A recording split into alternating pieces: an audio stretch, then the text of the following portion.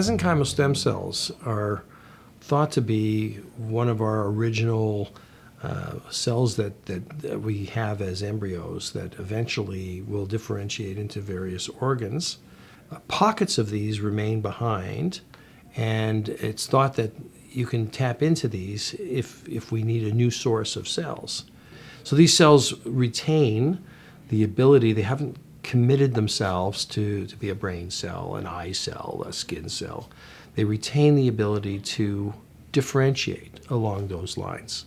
Over the years of studying these cells, we discovered they had a fairly unique property that excited everyone who deals with multiple sclerosis, because although the thought would be maybe these cells could replace the myelin-making cells of the brain, assuming that those cells or there's something wrong with them.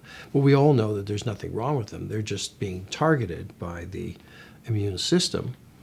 And if you then replace them with new cells, wouldn't they also be the target of the immune system? It wouldn't really fix the problem.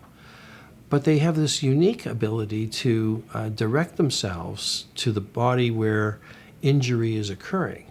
And when they get there, they seem to be able to encourage wherever they are in the body, repair. And so there are studies that have started with, and especially in Ottawa where we are, there's another study looking at these cells and their capacity to repair hearts. And because there's a certain time where the heart is damaged beyond repair and you need to have a heart transplant, but maybe there's a way of getting the body to repair its own heart.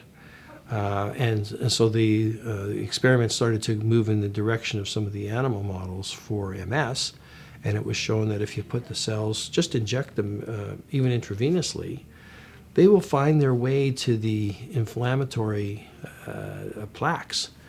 They're extremely well tolerated. You get them from the person, so there's no rejection.